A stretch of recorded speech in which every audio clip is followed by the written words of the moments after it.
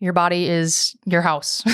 Yep. Build it a strong foundation. Give it something to work off of. Fix the basics first and nail those down before you get nitty gritty with stuff. Yep.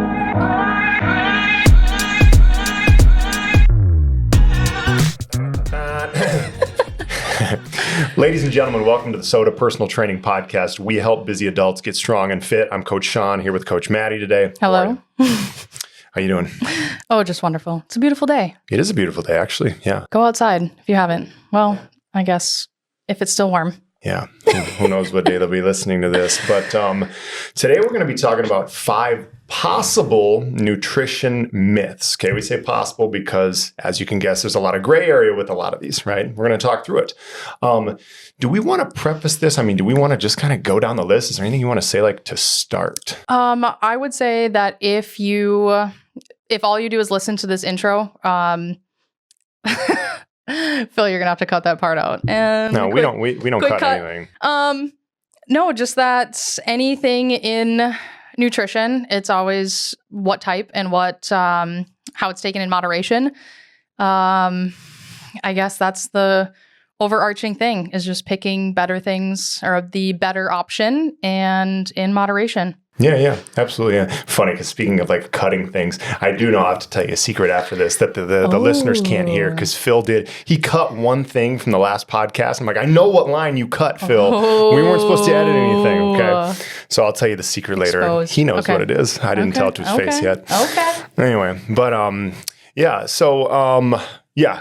Keep in mind that overarching point that Maddy just talked about, and we'll dive more into the details. But should we just go down the list? Let's just do it. All right. Let's just do it. I'm going to let you, give your professional opinion on all these, because I know you dove in a lot, like, to the research on this, so that'll be really useful. And I could make, I have like thoughts in my head because I'm like, God, I never research anything anymore. So thank God for Maddy, because she actually did some research. All right. The first myth is that possible myth, okay, we're going to go into all these, is that saturated fat should be limited or maybe even avoided to keep your heart healthy. Go.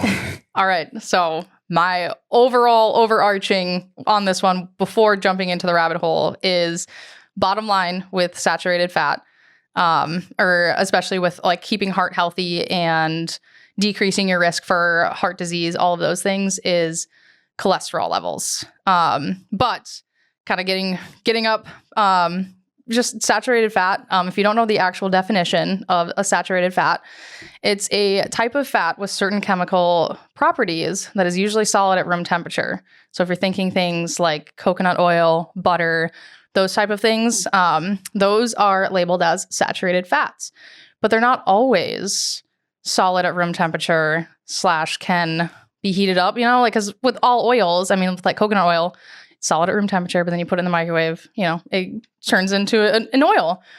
But it's in a lot of other things, a lot of processed things. Yep.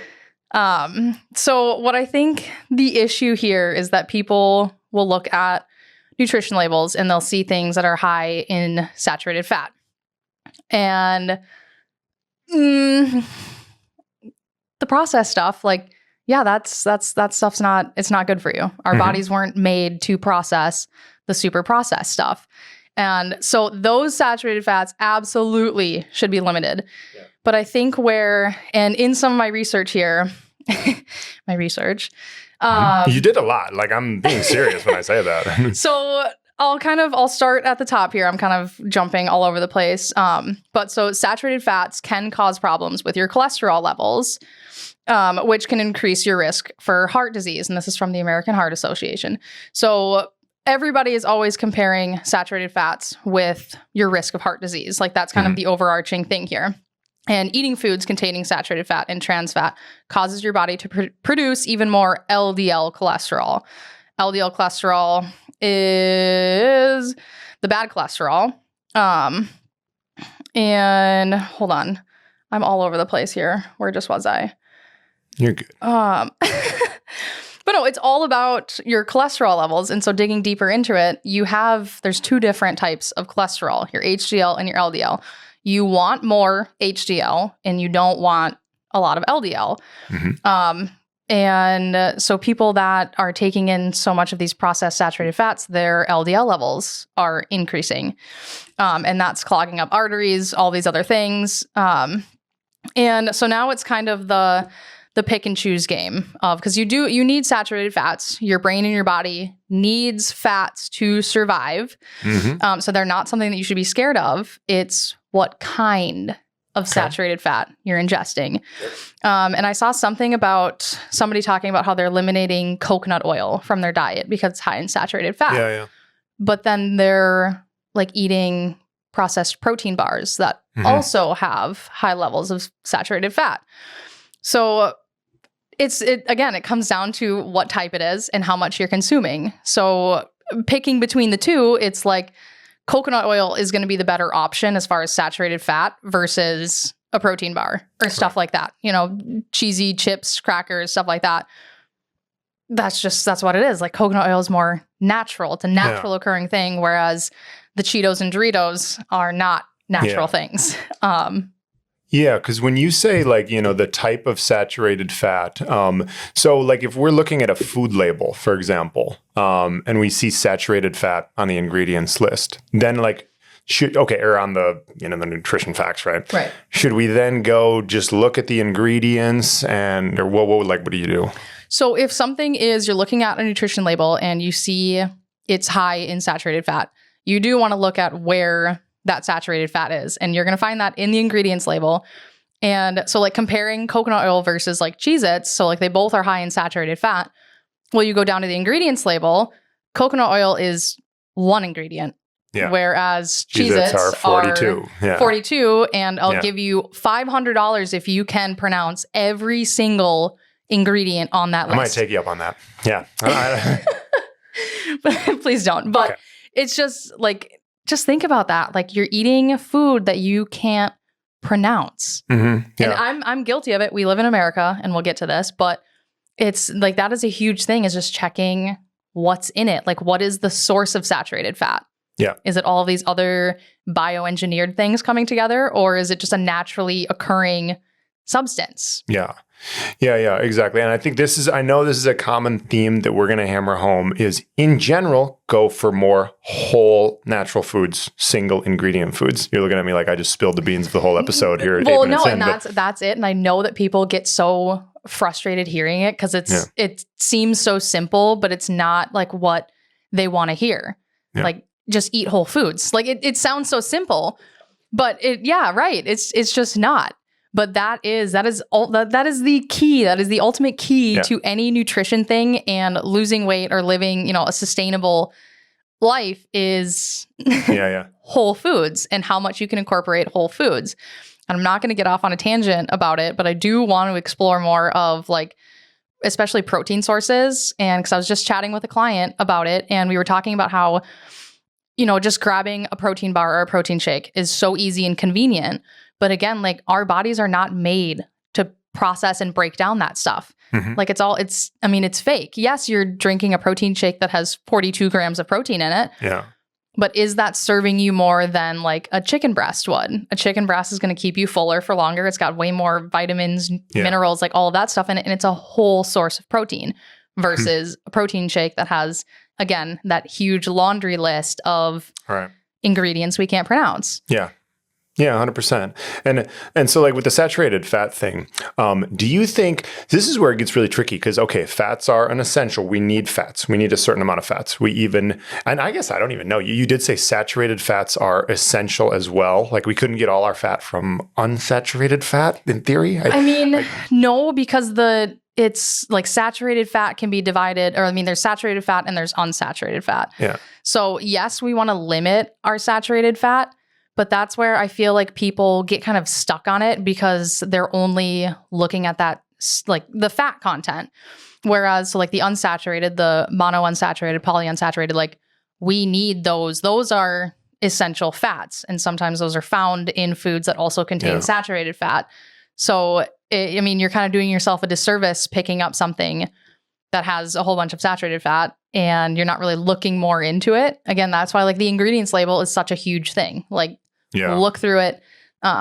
and see what's actually in it. Like, what are you putting into your body? Yeah.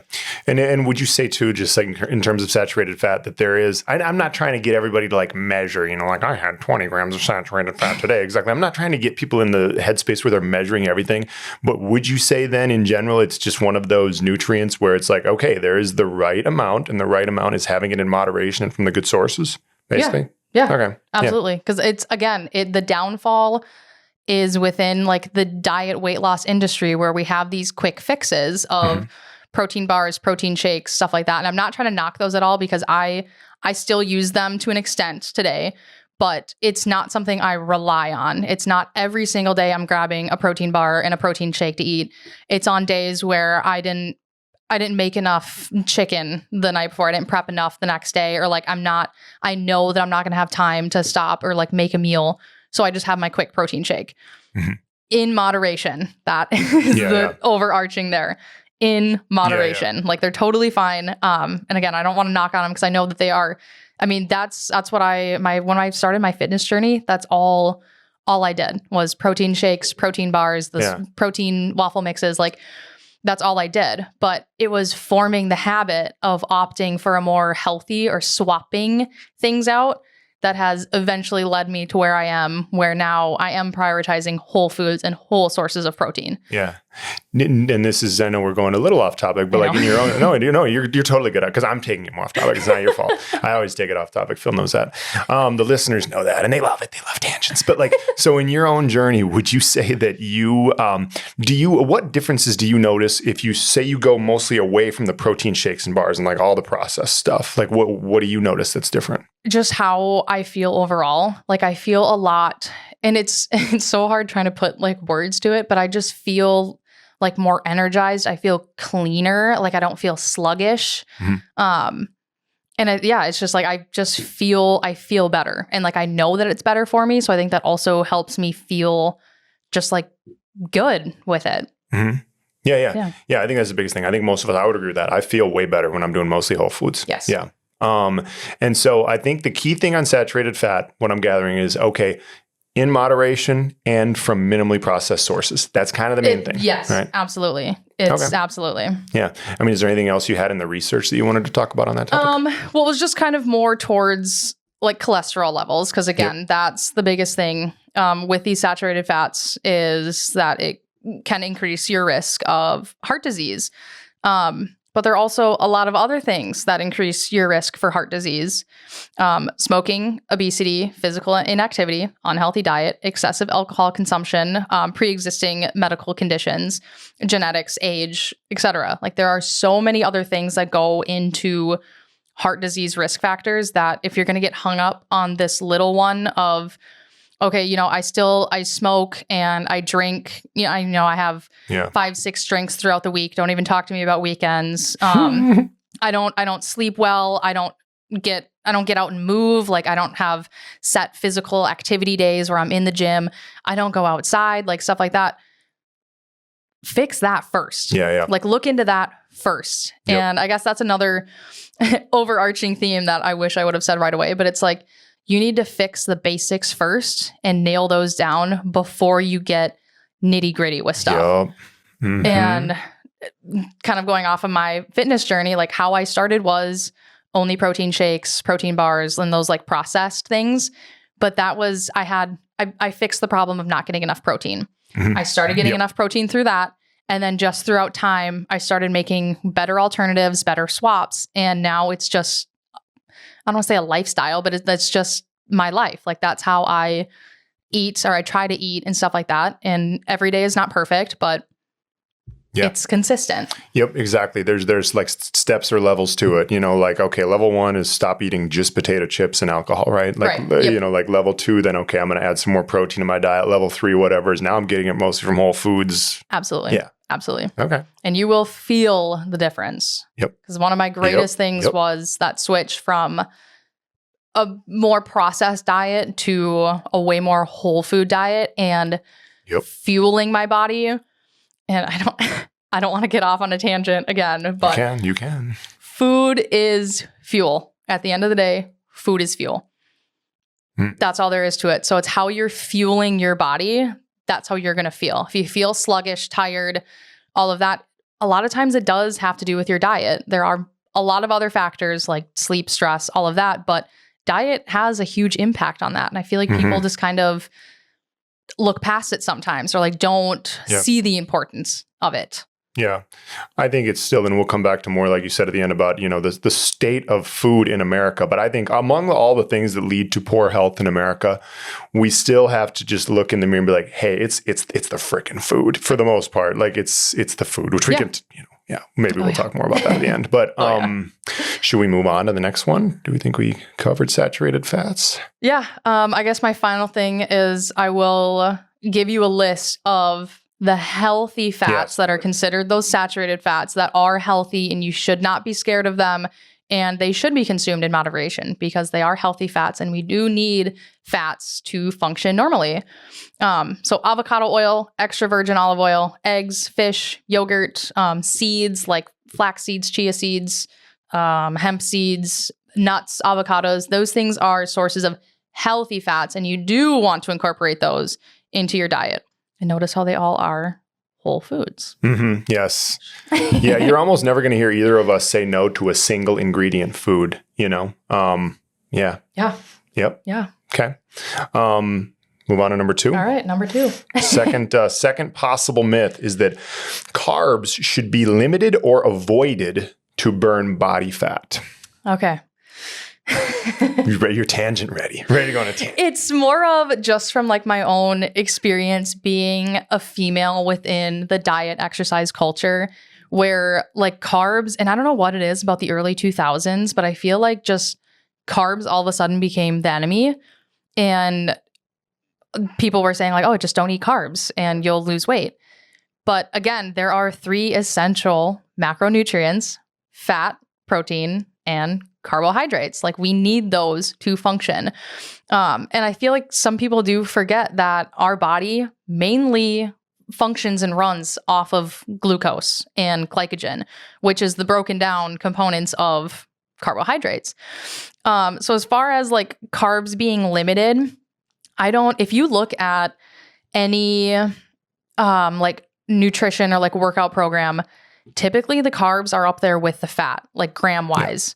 They are almost, sometimes they're even more. I'd say more in terms of grams, maybe even calorie per calorie. Yeah, we're getting in the weeds, but yeah. Right. Yeah. Carbs are always one of the highest macronutrients that you need. And I don't want you to hear that and think, okay, that's great. I can eat donuts. Right. And get all of those carbs. Like that's absolutely not what I'm saying. Carbs like fruits and vegetables and whole grains, stuff like that. Like those are good carbs, like great ones.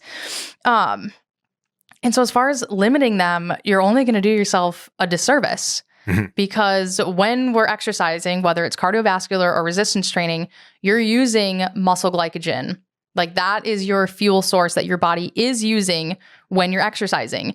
And so if you don't have that, like a good store of that glycogen, it's going to start tapping into either your fats or your proteins. And are you going to take the toss up, the 50-50 on whether, which one it's going to be? Right, yeah. And so again, though, the fat, because it's excess carbs are stored as glycogen that can get converted over into fat over time. So yes, we want a good store of it, but we don't want an excessive store of it. The excessive store or the over what we, consume and we don't use, it just, gets packed on as fat for the most part. But like your body, it's using that to exercise and to move and to think and to breathe and to digest, like all of these things like your body needs carbs for. And as far as like burning body fat, that's what it's doing when you're working out. You're either burning fat or you're growing muscle. Sure. Yeah. And I think, you talked about like, okay, you need some carbs, but not an excess amount of carbs. And this is where you're probably already heading this direction. But this is where I think choosing those whole foods again is what's going to make the difference, because it's very easy for someone to overeat on Dunkin' Donuts, processed carbs.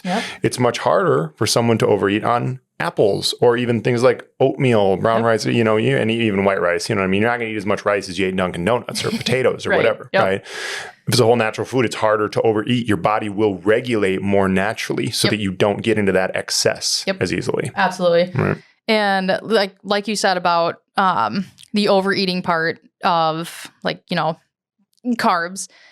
Like carbs, there are so many different sources of it that have what do I call it? They give you more bang for your buck.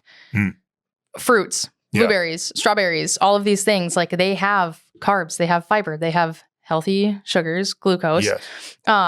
So those are like the better option than chips, white breads, like those kind of things. Yeah. Yeah, the fruits, vegetables, they have micronutrients too. Yes, that's the word I was looking for. Vitamins, minerals, whatever. Vitamins and minerals. You get more bang for your buck with those guys. Yep, exactly. Yeah. And I remember you had said this. It was I think it was almost about a year ago now. But we were chatting with a client and they were talking about how they were limiting their carbs and they could only have like a third of a cup of blueberries in the morning because they were limiting their carbs. And you had said something like, I don't think I've ever heard anybody that overate or gained weight from eating a whole bunch of blueberries. Like I think you're okay. Yeah. I don't remember that specifically, but all right. I remember it, but it's just like stuck with me because it's like that's reality of it is, you're counting, and don't get me wrong, if you are following a strict macronutrient plan, and, you've already planned it out where you're going to have, pasta in the evening or something like that, where it is like very carb heavy. And so you are, somewhat limiting yourself. Don't necessarily want to say that. What, people shouldn't be thinking about limiting themselves, or what do you mean? Like, blueberries versus pasta. Sure. Yeah. Like where I really can't remember where I was going with that. Sorry, Phil, you're going to have to cut that out. Nah, Phil doesn't cut anything. Phil only cut my one line, and he knows damn well what it was. He's not going to cut any of this, okay? And it was a good line, too. We're going to talk about that afterwards. The people don't need to see my thought train derailing. That's okay. That's all right. But I mean, so just comparing like blueberries to pasta. I think where you're going with that is, if I understood correctly, it's like it's easier to just eat in excess of pasta than blueberries. Right. Kind of. Well, and it's the this or that. Like pasta is going to be more calorically dense than blueberries are. Though white spaghetti noodles are not going to have the amount of fiber, micronutrients, vitamins, minerals that blueberries do. Yeah. So it's more of and not that you're just going to sit down and eat an entire container of blueberries for dinner. I'm not saying that, but it's the this or that. Like what carbs are you putting in your body? Are you putting in fruits, whole grains, stuff like that? Or are you putting in pizza, pasta, white bread, stuff like that? It absolutely comes down to what type of carbs, what type of food. Are they whole foods or are they processed foods? Is it food or is it not food? Exactly. That's the theme that we're getting at here. Yeah. So it's the same. It's the same answer for number one and number two. Like what type of saturated fat is it? Is it a real food? Is it a whole food? What type of carb is it? Is it a whole food? Is it a real food? Or is it Cinnamon Toast Crunch? Yeah. I kind of grew up on Cinnamon Toast Crunch. Mine was the Cinnamon Life. The Life cereal. Oh, that or just Honey Nut Cheerios. That is my crutch. Is just a bowl of Honey Nut Cheerios. Yeah. Oh my gosh. Post-workout, maybe not the worst thing. Well, don't cut that. No, see, I don't. I will say I can't buy like cereal and stuff like that anymore because I'll sit down and eat the whole thing. So many bowls of it. And I get sad looking at the ingredients label and just seeing like what it is. Ooh, okay. So now we have to rant. Now we have to go off on a tangent. Goodness. Okay. So Honey Nut Cheerios is the classic one that will say like healthy for your heart. You know it. You see it on the label, right? I'm pretty sure it's heart healthy. Woo! You know what I mean? They tell you like not to eat steak and eggs because it's going to be bad for your heart. And the Honey Nut Cheerios is supposedly going to be good for your heart. You don't want to put me down this rabbit hole. Okay. No, let's do it. Come on. What you got? Let's take 2 minutes down this rabbit hole. Rant for 2 minutes. Everybody wants to hear it. I don't know where they get the quote heart healthy from because I'm pretty sure they claim that it lowers cholesterol. Why they're able to make this claim is because I do think they use whole grain oats for this. But Okay. pretty much any oat is going to be whole grain Yeah. before it's processed. Okay. So they can use the terminology of heart healthy, lowers cholesterol levels because it has whole grains in it, because whole grains are heart healthy and they do lower cholesterol levels. But then you look at all the other stuff added into it and how much sugar you're consuming per. Have you ever measured out like an actual serving of cereal before? No, It is so no, humbling. Yeah. It's humbling. Yeah. And that's one of the reasons why I had to stop buying it is because I would, for the longest time, I would just pour myself a bowl of cereal. Yeah. Like it's a bowl of cereal. six I'm going to put servings, some yeah. almond milk in there. It's Yeah. fine. Which is And also then- mostly sugar. Okay. Go on. Absolutely. But like actually sitting down and measuring out a cup of cereal or like Yeah. a serving size of cereal, I was overeating like 4 times the serving Mhm. because like a serving is like maybe half of a cup of it. Yeah. And nobody eats that. No, Yeah. no, Nobody eats the serving no. size. It's the most humbling thing ever. Yep. But that's why I can't. No more Honey Nut Cheerios in my house. Yeah. Yeah. I mean, a serving size is a whole other rabbit hole, but yeah, I mean, it's 2 wheat thins a serving or something like that. Right. So, Yep. read nutrition labels, people. Try to read the label. What's the serving size? What are the ingredients being the main Yep. things? There's a lot to look into there, but Well, because a lot of times people will just they'll grab an item off the shelf and they'll just quick flip it around, look at that calorie count, and they're like, 80 "Oh, calories. 80 calories, Yeah. perfect." Throw it Yep, in the yep. cart. Yep. Well, then you get home and you're looking at the serving size, and Yep. there's like 42 servings per box, Yep. and you Yep. just sat down and poured about a third of it into a bowl, and it's just like, Yep. it's not just because just because it says 80 calories on there. You got to look at the serving size and how much is in it. Yep. Like it's so. Yep. And the other thing is even looking at like the oil labels. Mm. If you've ever looked at those, Which oils? just like any oil. Okay. It's my serving like size olive oil. example Yeah. Okay. of where it says a serving of it is like 1 Yes. tablespoon is 120 calories, and there's like 64 servings in it. Yeah. I don't get too much into that because when I'm personally cooking, I'm not necessarily measuring out my oil. Mhm. I actually have a super fancy spray bottle because I hate the Pam, like the Yeah. cooking spray. Yeah. I hate it. And Curious about why. Go and on. now we're gonna go down another Please do. hole of Come on. this. If you got time, we should do it. But because the Pam cooking oils, like it's not, and it says 0 calories on there, so that's another. because it's their loophole. Yeah. That's the other one. If you didn't know this, companies, if their serving size, if it's less than, it's a certain amount of calories, but it's not 0. If it's less than a certain amount, they can advertise it as being 0 calories. Yep. So when you're holding this spray bottle of Pam and it says like 1/4 of a second spray is 0 calories. Timed. Right. 1/4 Get of your a second of a spray. stopwatches 0.25. And like when you're, spraying your egg pan, like Yeah, I don't know yeah. about you, but like I give it a 8 hefty, seconds.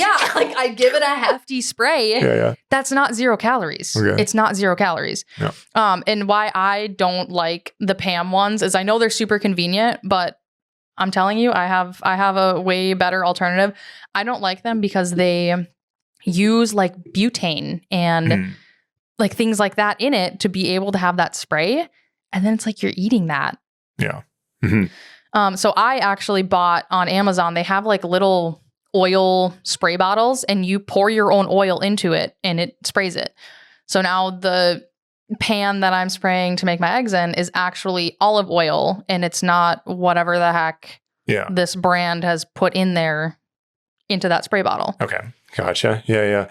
Oh man. Yeah. That's a can of worms. The Oh God, it is. the labels and the loopholes that companies find on it. Well, I was going to say, this is a good transition though okay. into our next one, Here we unless go. you have another thought. No, I don't. Yeah, let's do it. So the next one is if the label says organic, third myth, possible myth. If the label says organic, it means it's healthy.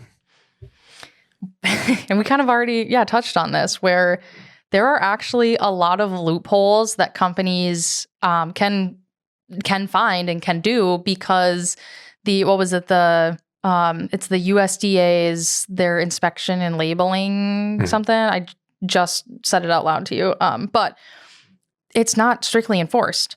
So essentially, if you are able to follow like the bare minimums, or you check off the bare minimums of some of these terminologies, you can put it on there, even if it's not 110% true. And I think I was looking at, I don't know what website it was, but they were talking about like if something can be labeled as organic. It used to be such a lengthy process to get like certified to be able to produce organic things. But now it's just kind of gotten like loosey-goosey, because before it was you had to have like fully organic soil to even grow these crops in. And now it's just kind of like, well, if you just have this organic thing, you can just, grow it and then you get the organic stamp on it.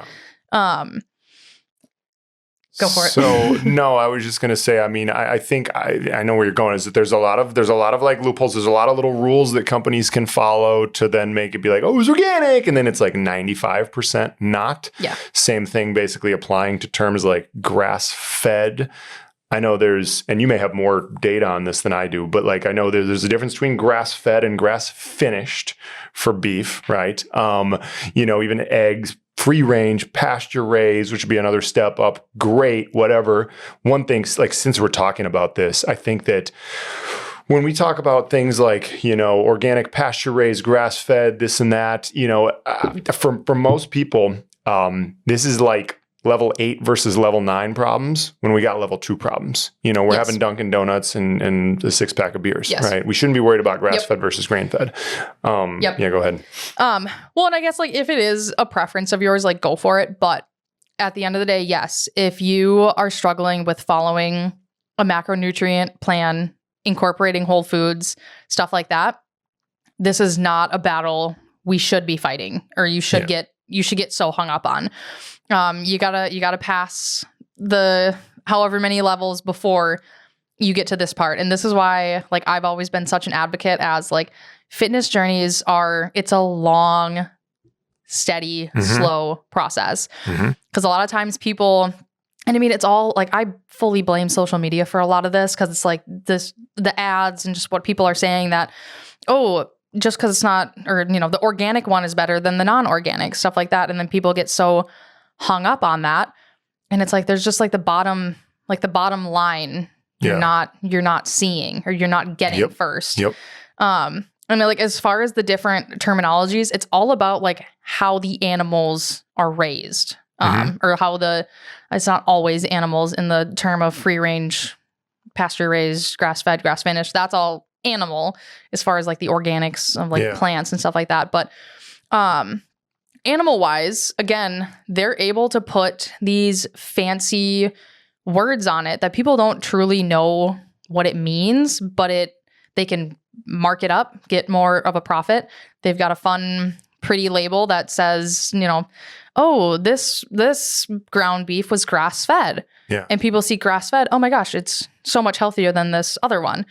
While there might be some truth and like on a minuscule level between those, like it's not the biggest deal.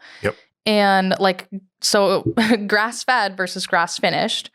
Grass fed means that the animals were started out on a grass diet, but then they were slowly transitioned into grains, and that's where they received the rest of their food was from grains. Grass finished, they only eat grass. They only forage, all of those things. And then pasture raised versus free range.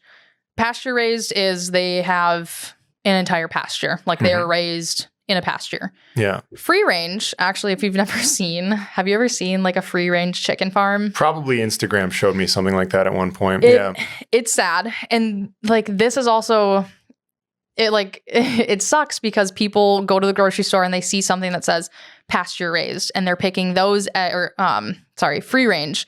Yeah. And they're picking these free range eggs over whatever eggs, because they're supposed to be, the chickens were raised in a more humane way. Yeah.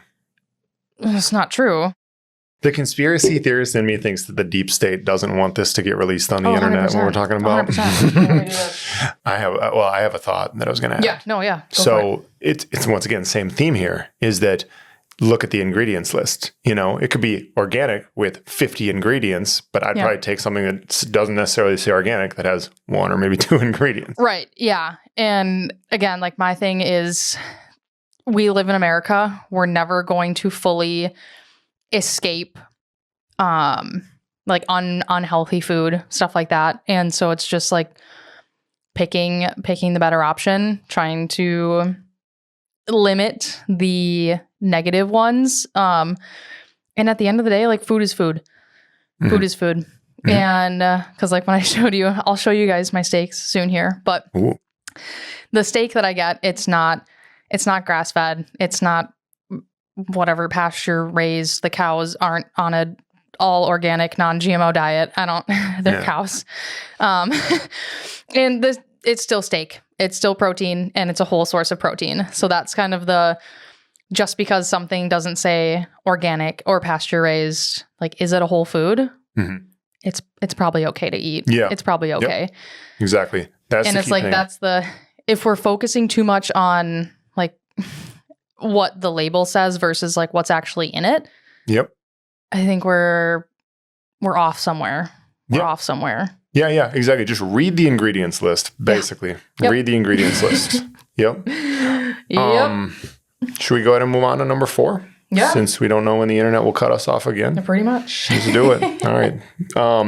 Okay, so number 4. Possible myth number 4 is sugar is bad, period. What's in that drink there you're drinking? Do you mind if I look at the ingredients list? As I take a sip of my beverage that has a very long ingredients list that I cannot read. Man, the hypocrisy of this episode. No, it is, but this is why it does say 0 sugar. It does say 0 sugar, and that's where like I know that this is not 0 sugar. And there's a lot going into it, but again, this is why I practice what I preach. I'm not going to tell people, I mean, yes, obviously, if we only ate whole foods and did all these things and didn't have these extra little tidbits, like, yeah, we would be in tip-top exceptional shape. But life doesn't always work that way. Sometimes we don't have all of the time to do things. I wanted a cup of coffee this morning. I wasn't able to make it. I'm not going to get gas station coffee. There's just something about that. Oh, I'm a little weird about. We can make an episode about that because I'll take some gas station coffee. Yeah, I'll take it. Yeah. But it's also like, this is one of my crutches. Like, I love a good Monster energy drink here and there. I throughout the week, or like I opt for a natural source of caffeine, coffee. Yeah. That's the only caffeine that I usually ingest. But once in a while, I have a unicorn of a Monster energy drink. Energy drinks are like one of the worst things for you. And that's why like I used to live off of energy drinks and pre-workout and stuff like that until I was like, it's not a natural occurring thing. It doesn't grow on the ground, doesn't grow on a tree. Yeah. It's not natural. So like, it's not good for you. But in moderation, it's not going to kill me. Yeah. Yep. It's not going to make me gain 5 pounds overnight. One little one little crutch, one little vice is not. Yeah. It's not going to derail my fitness journey train. Like we're still chugging. We're still chugging. Yep. Exactly. Can I ask a question that actually goes back to the previous one, and then we'll come back to this sugar topic, but because you just said again the fitness journey thing, and I remember that a question that I wanted to ask before we got cut off is, so you talked about how a fitness journey is always a long thing, right? Like, essentially, if you're talking about like, let's call it level 1, if somebody just has a horrible diet, drink a bunch of alcohol, smoke cigarettes, whatever, and then, there's all these steps to get up to like level 10 or whatever, where you're like, not only are you eating whole foods, you're even concerned with the grass-fed, organic, pasture-raised, and the who knows whatever, right? What makes you say, talk to me more about like it's a long journey. Like, do you mean like how long it takes to go from like one step to the next? Or I would say usually the people, because at the end of the day, what we're aiming for, what the ultimate goal is a healthier lifestyle. Odds are you can't totally switch your lifestyle overnight. It's a sure sign of like you're gonna fail. Usually that's what happens when you try to take on so much at once. And like everyone's journey is different, but it's also just like the educational side of it. Like, what are you, learning, implementing, stuff like that? Because right when I started, like, again, I wasn't eating the best foods. I wasn't doing the best workouts for myself, but it's a learning process because, again, I want a healthy lifestyle. I want like longevity throughout my life.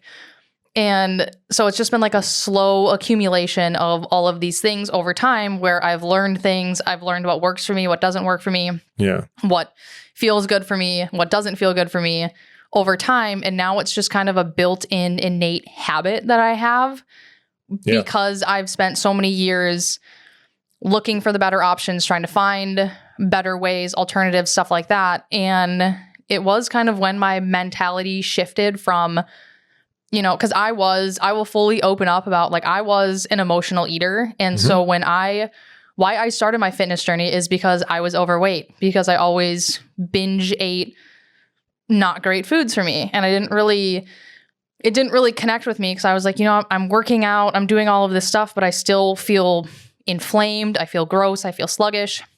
And I started making those small little swaps, and I slowly started to feel, I'm like, okay, like I feel better than this. But it was when my mentality shifted from like the emotional side of eating versus like, is this fueling my body? Is this like, I am the one that's choosing how my body, like what it's going to use to get me through the day. Yeah. And if I'm not giving it the things that it needs, the healthy things that it needs, it's going to run like shit. Yeah. And so that's where my mentality has changed on. And don't get me wrong, like I will still enjoy delicious Domino's pizza and, that stuff every once in a while, but it's not a daily occurrence. It's not a weekly occurrence. It's that whole, like, it's just what are you giving your body to function? Yeah. So there's a couple things that you said there that I actually want to keep going on if we have time. I know we always talk a lot, but one thing that you just said is basically, you were trying out different things, to see what worked. I definitely agree with this. Like, I think everybody who's listening to this should be, even if like, me or Maddy or whoever else tells you that, hey, this is a good food, or the internet says, eat this, whatever, like always experiment on yourself first. See, how does my body react to this? Do I feel bloated, inflamed? Like, does my body feel good on this? Maybe it's not the best food for you if you don't feel good on it. So that's the first thing. And then like the second thing, this is once again going off topic, but I think it's important because, you talked about like for yourself, you solved the problem that is like the biggest problem in over 50% of people's lives is you said you were overweight. Now, I'm not sure how much, right? But what do you like? What was the biggest thing? What was the biggest thing then to get yourself to a healthy weight? To like change? Yeah. So mine actually was, I was in a lot of sports, and that was like my only source of activity. And then I stopped. And I wasn't playing sports anymore. And that's where I started gaining some of that weight because I wasn't moving. I was eating as if I was still an athlete, but I was not an athlete. And so the change, it just started off with, I need to move because I know I need to, honestly, and it was kind of the mentality I started with, like trying to out exercise a bad diet. That was what I was trying to do. And when that wasn't working, when I wasn't seeing any changes and stuff like that, that's where then I started to kind of dive a little bit deeper into it. And yeah. Well, and then I remember something you said before about how the time, like essentially I'm paraphrasing here, but like what built you the best physique basically was when you finally went like the whole natural foods route, Yes, and meal prepping. Okay. So it was because I just transferred from my first college to my second one, and I was on a meal plan at the first one. So that was just difficult trying to find healthy foods in a college dining hall. The amount of dry chicken breast I had to endure, horrible. But then when I got off on my own, I had to start making all of my meals. Mhm. And so that's when I started like really getting into meal prep, and I started doing meal prep Sundays. Sundays were my favorite day because I would wake up earlier than everybody else, go to the grocery stores, me and everyone's grandma hanging out at the grocery store Sunday morning after church, and then go home Yep. and put on some music and meal prep all of my food for the week. And then Yeah. it was, because that's, I think, the biggest issue that people have is they don't have time to make these things. So Yeah. that's why we're gravitating towards those quick fixes, the protein shakes, the protein bars, because they don't have that quick grab and go. And with these like whole foods, it requires cooking and it requires time and effort. I didn't have that throughout the week. Yeah. So I blocked off, it was like 2 hours of my Sunday morning that I would meal prep for the entire week. So I had all of my breakfast, all of my lunch, all of my dinner. I had no excuses to kind of go outside of that. Yeah. I had all of these meals ready. I'm not going to let them sit in the fridge and go to waste. So, and that worked. That worked. Yeah. And that's where I saw the biggest shift in just like how my overall physique. Like I noticed my face it was not inflamed anymore. Like all of a sudden I had like a structure to my face and it wasn't round. And I didn't feel as like inflamed and like just puffy. Like I felt better. Yeah. Yeah. And so that was kind of I feel better when I eat these foods. So I'm going to keep eating these foods. And it's still a battle that I struggle with to this day. It's like, I know that my yogurt parfait in the mornings is the best way to start the day. Yeah. So I try to gravitate towards those healthier foods because I know how they're going to make me feel compared to the processed stuff. And I know there was a week, I think it was a day 2-ish weeks ago, I had my yogurt parfait with me, but I was just so hungry and I had stopped at a Starbucks and I got just like one of the turkey bacon egg white sandwich. It's like only 230 calories and it's like 13 grams of protein. That's the healthiest option. Yeah. But I had that and I just felt gross Yep. for the next Yeah. couple hours after that. Like I felt gross. Yeah. Do you think that people, like, let's say someone is just on that journey, like, I need to burn body fat, I did like to change my body composition. Do you think the first thing they should focus on when choosing foods is choosing what makes them feel better? Yes. I mean, yes. And I think makes the body feel better, not makes the taste buds feel better. No, right. Yeah. Not the emotional eating. Right. Yeah. And that is just like what everybody struggles with because we don't really like there really isn't like a lot of nutritional education that you get ever. Yeah. I think the only time you really get like throughout, high school alone, you only get, in your health class and they take out the plate that shows, 40% this, 30% this, whatever. And that's really like all anyone gets. And it's not, and I feel like it's so boring because they like make the healthy side of food just like boring. And I just, Yeah. there's steps that there's levels you need to pass before you get into the nitty gritty stuff. And so I think like, especially first starting out, it's just like giving the goal of whenever somebody starts talking nutrition to me or like wanting to get set up on a macronutrient plan, the first thing I say is we're not going to immediately start tracking, which you need to track if you're going to lose weight. You need to hold yourself accountable. Absolutely. But especially starting off, like it can be so intimidating to get into that I just tell people protein and fiber. Okay. You focus on your protein levels and your fiber throughout the day. Yep. That's all we're going to focus on. Okay. So make sure you're getting 15, 25 grams of fiber every day and however much protein. I'm not going to tell somebody right off the bat to try to get 100 grams of protein in or 140, 150. Well, because like ideally you want to have, 0.8 to 1 gram of protein per body weight. That's like kind of hard for a lot of people starting off. And that's why I feel 100%. Like people start immediately gravitating towards those drinks and the bars and stuff. It's because, here's 20, 30, 40 grams of protein right here. Okay, that's a start. Yeah. That's a start. Yeah. That's one I would actually be curious. We should talk more sometime about, when you do recommend shakes and bars, which person to recommend it to, which person not to, because the answer is probably going to be depends on a lot of things. It depends on so many things. Yeah. It does. let's jump back to sugar, because the myth, as we're framing it, possible myth here is that sugar is bad. Period. Another swig of the Monster Energy drink. Oh yeah, the zero sugar. Why did you say that? I said it's zero sugar, and you said, well, no, it has sugar or something. So, I'm going to give you the scientific reasoning behind this. Mm-hmm. Anything on nutrition label, if it ends in OSE. Or SE, or ME. Aspartame. Yep. It's an artificial sweetener. Okay. Artificial sweetener. I'm like trying to act smart. I'm just like yelling stuff. Aspartame, got one. Yep. Yeah. Sorry. But so like looking at this label right here, I've got, where did it go? I just saw the sucralose. Yep, there it is. Yep. Sucralose. And that is the only artificial one in there. Oh, no. There's acephalmine. Acephalmine. So the ME and the SE. This is valuable. Yes, it does say no sugar. But your body still metabolizes it relatively the same as normal sugar. Sugar, yeah.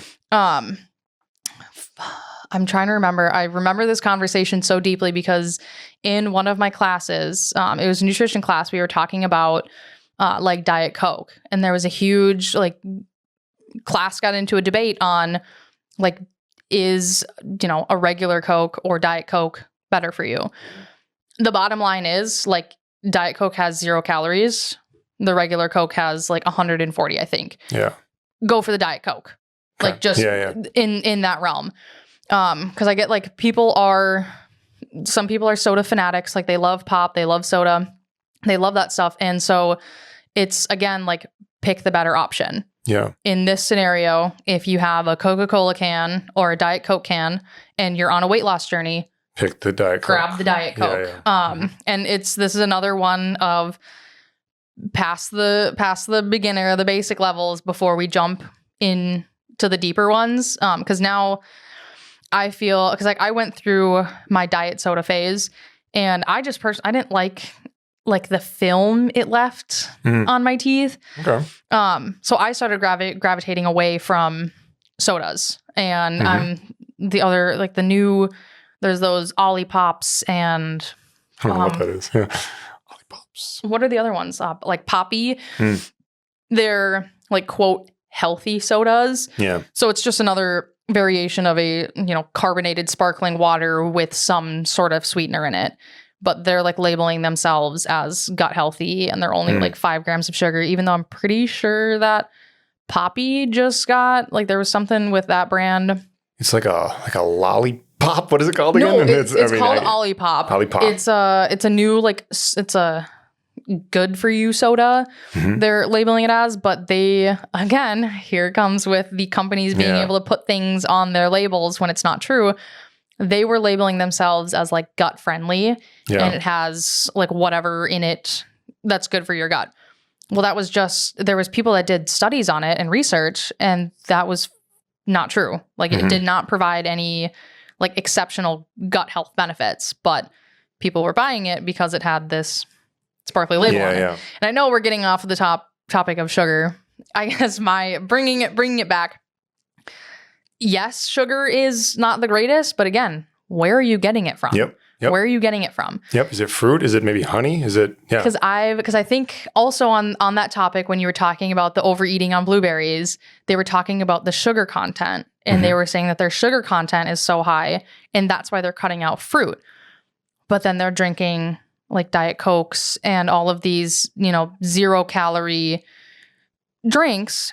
And so then it's like, so you're opting away from the whole foods that have vitamins and minerals because those are high in sugar, but you're eating, drinking these things that do not have vitamins, minerals, nutrients. Just variations of sugars and artificial sweeteners. Exactly. Yeah. So yeah, I'm not going to say that sugar is bad, period, because every morning I'm eating, I think right now it's like a third of a cup of blueberries, strawberries, and pineapple.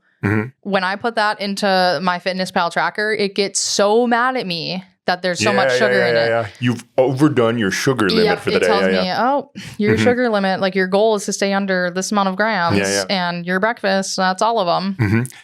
It's fruit. Yeah. It's fruit. Yeah, it's fruit, and it's a cup of fruit. Yep. I myself nowadays, I actually kind of slam honey nowadays, like eat a lot of it. I don't mean like, I mean like I eat a lot of it. Like I eat a lot of honey right now. Yeah. And part of it is, you know, like I do it usually like later in the evening. Well, getting too in the weeds here, but like I eat a lot of honey, long story short, definitely more than we recommended. Right. So yeah, same type of thing. Like I'm trying to get it from just the natural foods, you know, and I also do want to just, it's out of place now, but I want to take a 30-second break here to do my mandatory Coach Blake smack talk because that Olipop thing that you were just talking about. Are you going to talk about his water enhancer?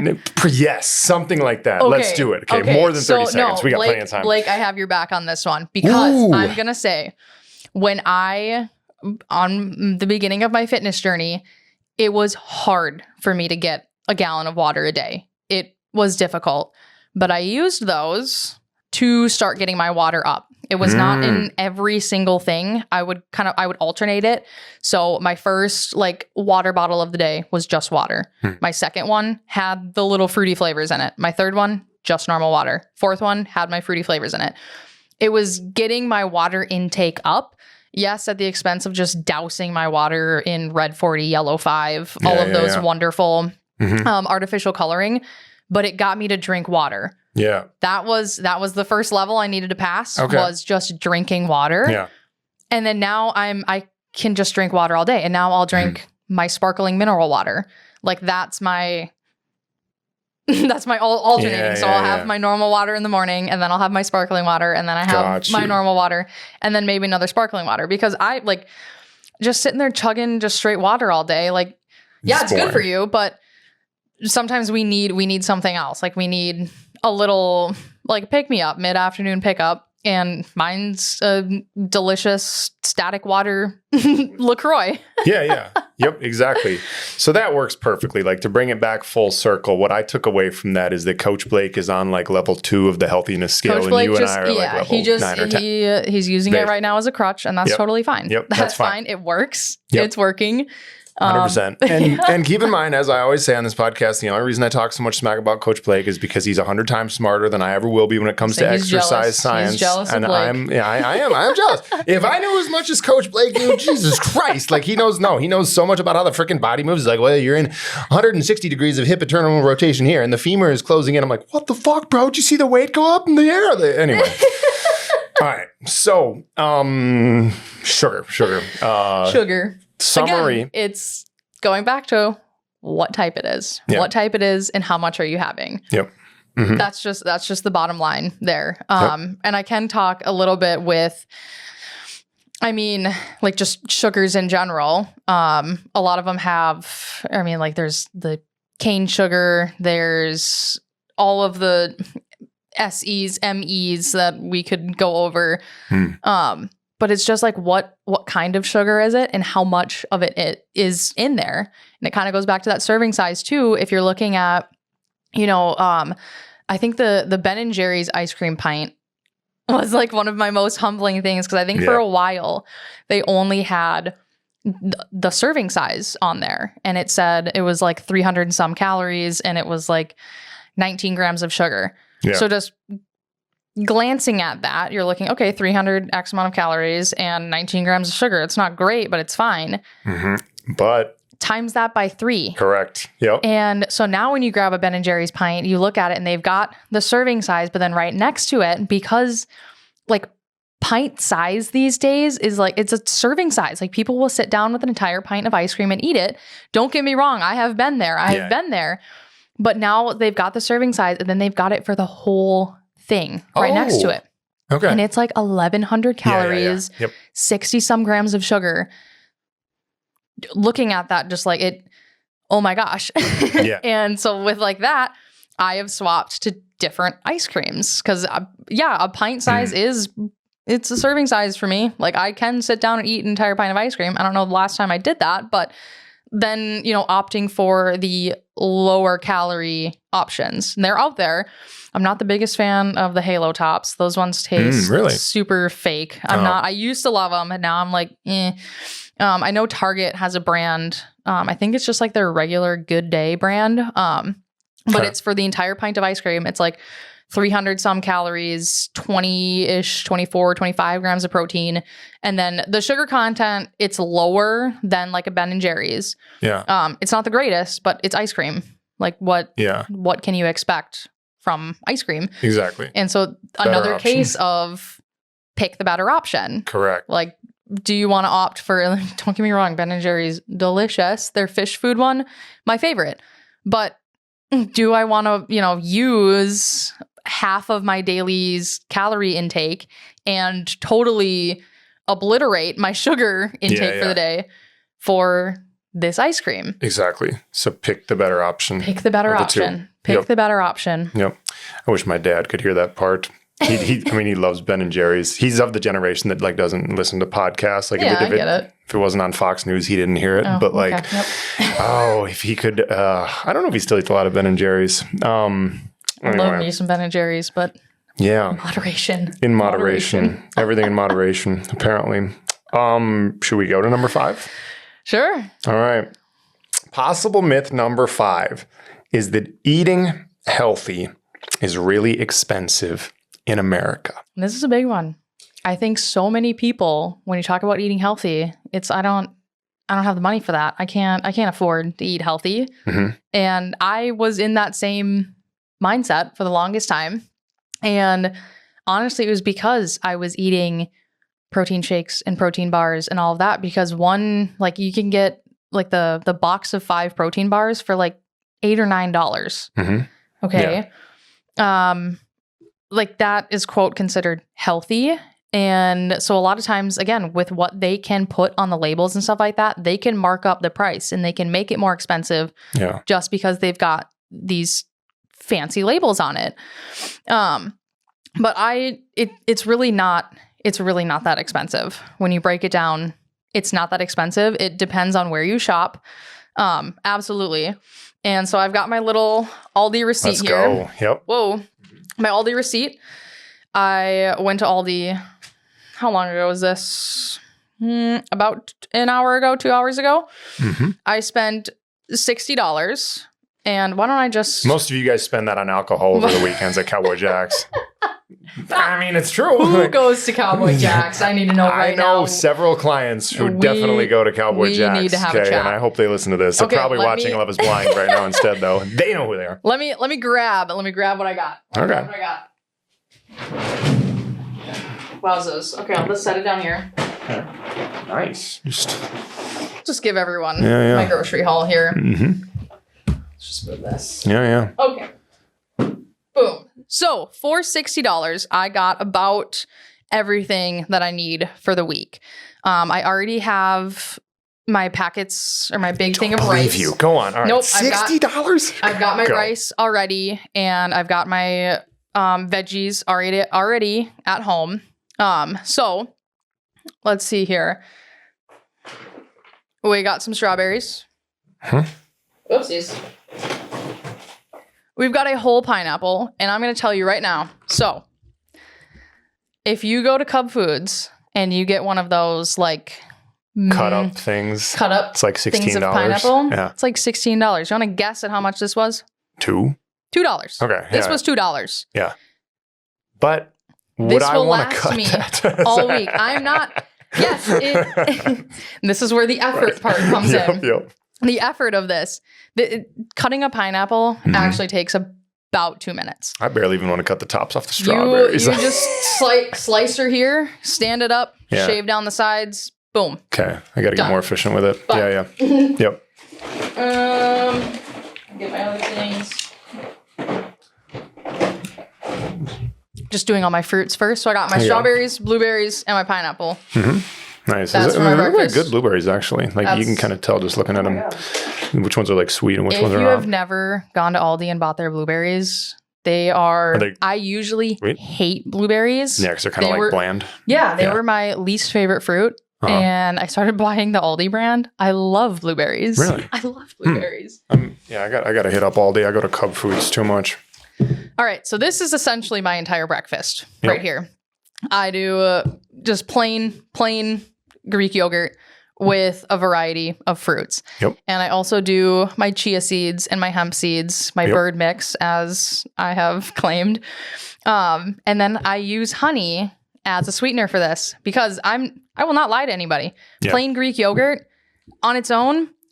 So, okay, I know you can eat tons of it. I'm the only one in the country who does it. Yep. No, but it's an acquired taste. And I think that this is also like an issue with healthy foods is we're so used to the super processed and all of the additives that when we eat whole foods, we're like, what is this? It's so bland. It's gross. I don't want it. And so for the longest time, I was eating like those Oikos yogurts, the flavored ones. And then honestly, it was too expensive because I wanted at least 2 of them. I wanted 30 grams. Yep. Well, I buy a pack of 4 of them and that's like $4 or $5. So I had to buy 3-4 packs every week. Yeah. That's really expensive. 2 of these tubs is $8. Yeah. And it lasts me a week and a half. Yeah. And I'm getting more protein, less junk for cheaper. Yeah. Yeah. No, exactly. Yeah. You know me. I mean, I buy like 6 of these per week, literally, that's not an exaggeration. That's just a literal fact. Yeah. Okay. And, the general premise here is that, okay, even like I'll say this too, is that even like me, I've sometimes recently been like way up into the like, let's get all grass fed, grass finished, all pasture raised. Let's try to be all perfect. Meh. Like if you do that, if you try to do like a purely perfectly whole foods diet and you're like, okay, it's going to be more expensive. Like, yes, on the one hand, it's more expensive than like the dollar menu at McDonald's or whatever, but it's a lot less expensive than what you don't realize adds up a ton, which is you going to 4 restaurants a week. Which is you having, however many beers or whatever you have every week. Like the restaurant bills themselves, like you can pay $28 at a restaurant plus a tip for 600 calories or something like that. Okay. Yeah. So yeah, if you cook, yes, America, cook. We should cook food. I'm not a good cook, but I do cook, right? If you cook food, it's not that expensive. You can look up, and this is what, side tangent, but I have heard, because when I started like cooking, making my meals, people are like, where did you learn to cook? Like, how do you know how to cook? Yeah.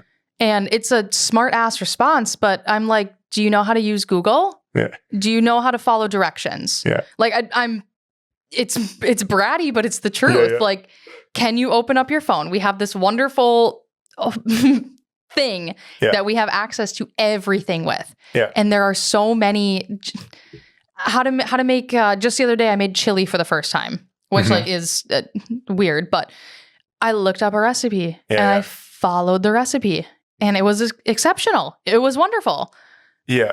It's actually kind of funny too that people have to ask that question like that. Like, where'd you learn to cook? It's a basic human skill kind of, but we don't remember how to do it. But I feel like it has, because back in the older days, like my grandma learned to cook from her mom. Her mom had her in the kitchen, was showing her things because they didn't have access to technology like that. Like they had cookbooks. But again, that was the reading and following directions. And over time, like it just becomes natural on like certain things that you need. Like I don't actually measure out my spices and stuff like that. I don't pour, 1/4 of a teaspoon of paprika into a measuring thing and then put that in there. I'm just going to sprinkle that stuff on there. But like it slowly becomes a second nature because you're practicing and you're doing it more often. Like the whole practice makes perfect cliche. Yeah. That's how you do it. No one is gonna learn it for you. Mm-hmm. Like if it's a struggle, like find a way to be better at it. Like find something that works for you. And there's so many videos, and I know I'm from a generation where like everything is online and we find everything online. But the amount of just like videos I've seen from other people making things, one of my favorite, like I love bagels and like pretzel bites.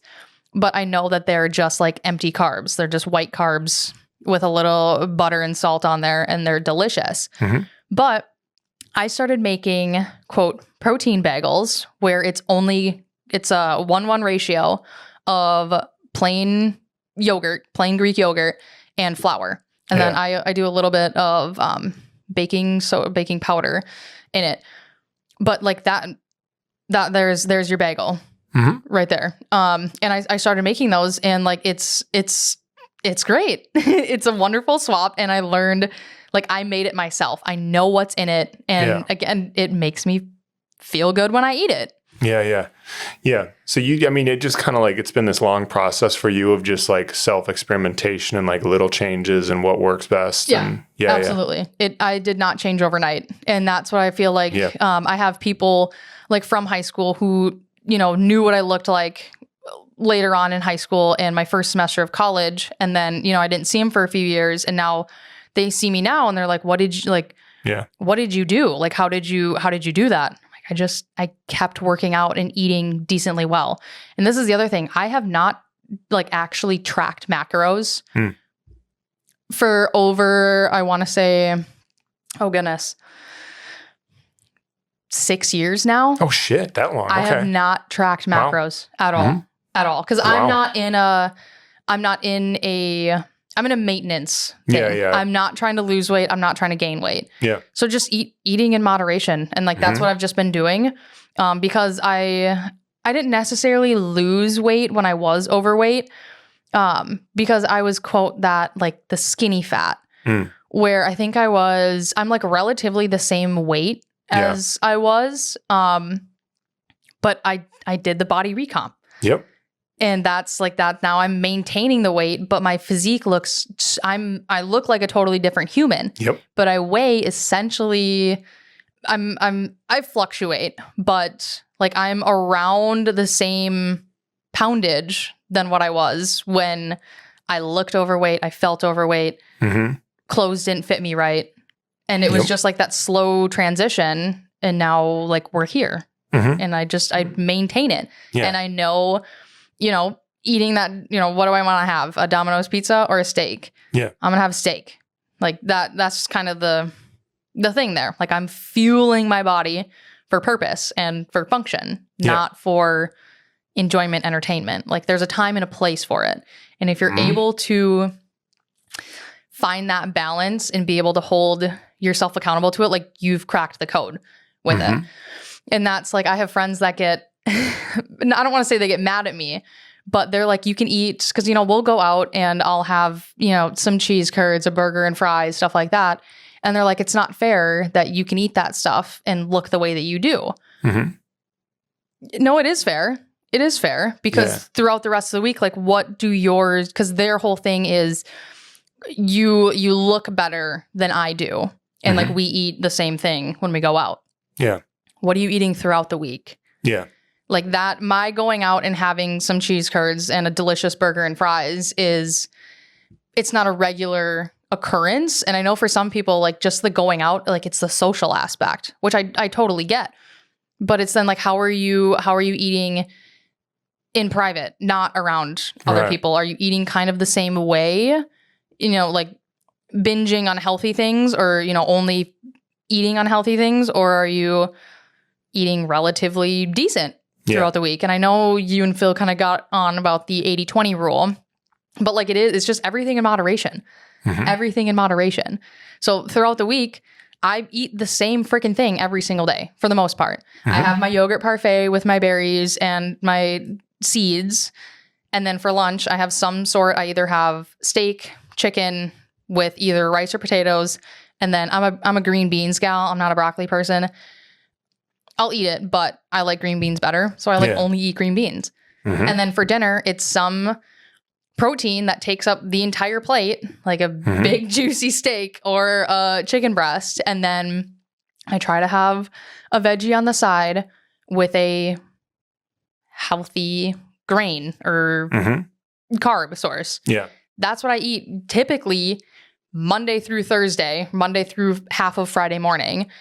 That's where I always make a joke. And I've said this to so many clients who are like on a weight loss journey where I have this, and this is why I am stuck in the same, I don't want to say stuck because I am happy here, but the reason why I exercise 5-6 times a week, I'm relatively active, but I'm like maintaining the same weight because my mindset is like, Monday through Thursday, my body's a temple.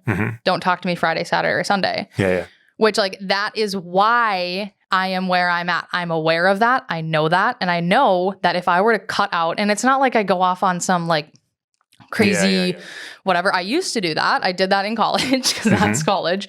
But like now it's not that way. And so now I'm seeing the slow transition in my physique now from like kind of that mindset to where now, because usually, like, I'm not going to lie, a Saturday morning, I would not get up, go to the gym, have a healthy breakfast. Like I probably would have made some sort of like pancake or something like that, not gone to the gym because it's Saturday. Yeah. But it's like, no, I'm going to go to the gym. I have all of this time today. I'm going to eat healthy today, or I'm going to have my healthy yogurt parfait. And that, like, that's that. So now I'm starting to see, without all of those like nights out at restaurants, eating all like fried food, stuff like that, and drinking, like I'm seeing less inflammation. I'm sleeping better. I feel better. And like that is, it's addicting once you get to that point and like you feel the difference, I guess. Yep. If that makes sense. Yep. I don't know. Cause it's like there's been times now where like we've ordered pizza and stuff like that. And I only have, cause one of my issues was if you put a medium Domino's pizza in front of me, It's gone. The entire thing is gone. Yep. That's my party trick. I'll eat the entire thing. How'd you switch out of that? And how'd you get out of the say like the binge? I don't know if it's binge drinking, but how'd you get out of binging and everything? Honestly, the whole drinking thing was just because I just feel like crap afterwards. And I know like everybody says it. Everybody says how much they felt like crap the day after drinking or whatever. And I mean, bottom line is alcohol is poison for your body. It's poisonous. And so when I don't know, it just was like a mindset shift for me where it's like, is this really serving me as much as I want it to or I need it to? Yeah. And so that's where my, I guess, mentality shifted, where it was like, do I want to go out to the bars with my friends? Do I want to go out and grab, food, drinks with them? It was the social thing. Right. Yeah. Yep. Social. And social. Socials. Keep being social, but don't. It's just like how, and honestly, it's just like holding yourself accountable. Because now when I go out and go to get dinner somewhere, I'm trying to opt for like a salad and a protein on top. So like my go-to now is just a Caesar salad with like shrimp or steak on it. Yeah. Because it's like that. No, it's not the greatest thing ever, but it's the better choice on the menu. Right. So I'll get like just last week, I think it was, we went out somewhere. I got a Caesar salad with shrimp on it. And then I got a side of sweet potato fries. So I still had my like fry fix and my like fried food, greasy yumminess, but I also had something, it wasn't as like carb heavy. And there was a good source of protein in it, like a leaner source of protein in it. And then I think, I don't want to talk about my beverages because I think I had a few espresso martinis, but again, it's the balance thing. Exactly. And when you eat a whole foods diet with a lot of protein and keep your body moving throughout the week, you can do that a little bit and get away with it. Right. And that's because I know I have many clients, especially females, who I've talked through things with. And like my motto will always be memories over macros. So I don't think, and like right now, in like where I'm at in my life, if there is an opportunity, like, 4th of July, this is a great one. 4th of July, usually you're eating, hot dogs and potato chips and potato salad and all of those fun things. Like I'm not going to bring my chicken and rice with me. If I was on like a strict diet, then yes, absolutely. But right now, like I'm not considered, my BMI is considered overweight. It's because you have too much muscle. Yeah. Right. Just a little tidbit for anybody. Please never ever use BMI. No, don't use BMI. It's not a good it's not a good indicator. But I'm not at the point where I need to lose weight. And so in that, on the 4th of July, I'm going to have a hot dog. I'm going to have a handful of potato chips. I'm going to have some delicious potato salad that my grandmother slaved over. Like I'm going to have that because that's a memory oriented thing for me, I guess. But July 5th, I'm not going to go out and make a hot dog, like type of thing. again, though, it all circles back to moderation and how you're consuming it and how much you're consuming in each sitting, I guess. Yeah. I mean, the key points that you've hit home on the whole time are, everything in moderation to a certain extent. Whole foods mostly. Don't get too worried about, whether it's organic, zero sugar, some sugar, how much saturated fat, how many carbs, this and that. Whole foods and some of the not so good stuff in moderation. Right. You're golden. I just realized that I promise I did not spend $60 on just fruit and yogurt. Oh, yeah. yeah. That was not all. So I guess I don't need to go through all of it, but there were 3 big steaks, like large steaks, so more than a pound. Yeah. These are my protein sources for this week. So that steak would be $60 itself. Like easily. That's a joke. So I've got my chicken breast, and I've got these 3 steaks. 3 steaks. They are not grass-fed, grass-finished. Yeah. But 3 steaks for $14. The Black Angus is good. Yeah, let's go. $35 for a pound. And what is that? Yeah, I mean, it's like 5 total pounds, literally. It's like 1.7 pounds per steak. See, I thought it was $14 each one. It's $14 total. I'm like, what the? 3 steaks I got for $14. Yeah, 3 steaks. That's mind-blowing. So those are going to be my main protein sources of the week. Hold up. And then I got 2 cucumbers for some cucumber salads. And then the other stuff I won't necessarily pull it out. I got a 6-pack of my Italian sparkling mineral water. And then just 2 big, I'll just show it. Just 2 big water bottles, because the water at the gym that anytime tasted like nickels. Oh, good. And I didn't want to fill my water bottle up with that. So I just got 2 of these guys. And I guess I will just bring these up.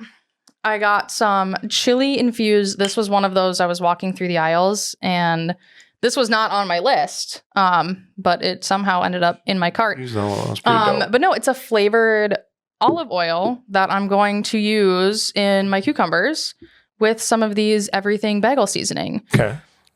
Yeah, just make the vegetables taste good. It was a little cucumber salad. Yep. And then the other thing that I don't want to show you guys is my snack. Dun. You probably should show it. You talked about moderation. I'm gonna. This is real.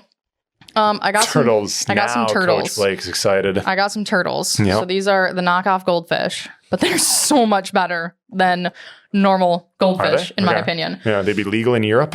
Honestly, I don't know. But why I do love Aldi is, and a lot of people don't know this, but they are an extension of Trader Joe's, I believe.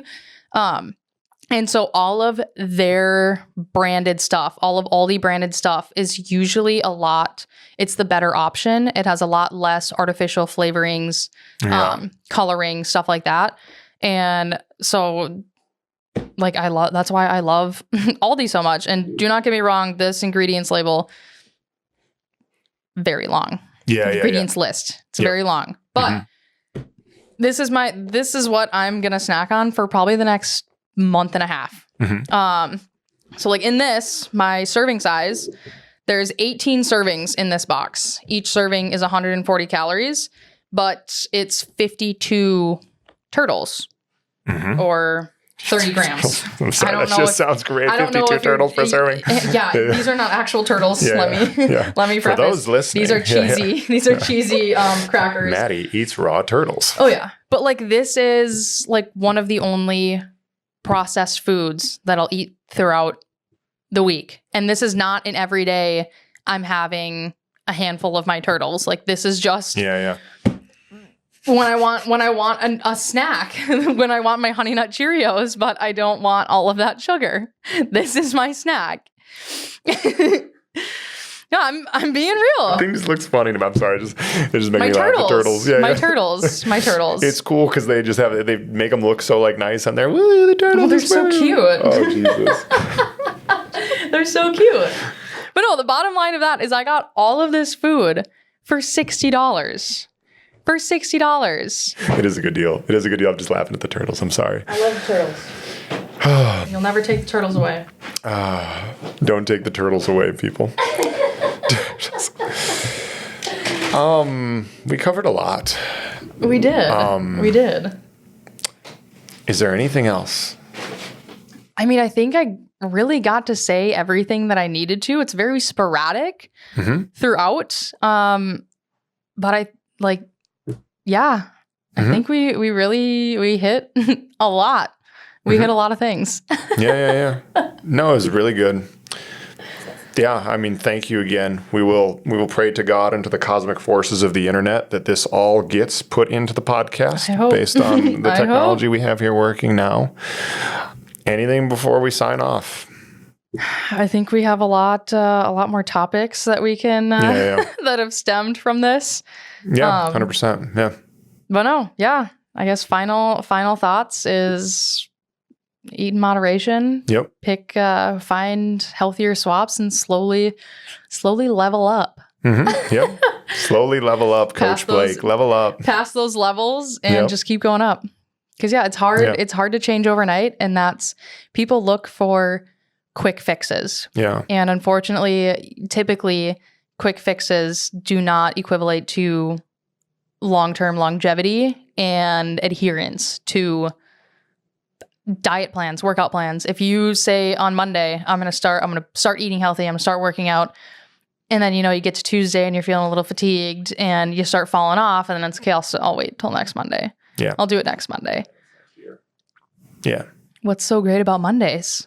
Do it today. Yeah. Do it today and do it slow. Cause that's like, I fell in love with the process because it wasn't like all of a sudden I hit a brick wall and needed to figure out the fastest way over that wall.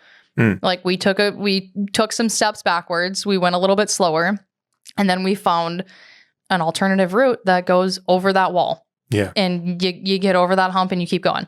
Yeah. But it's just don't dive in immediately head first and think that you have to hit all of these metrics and eat all of the perfect things. Like, start basic. Yeah.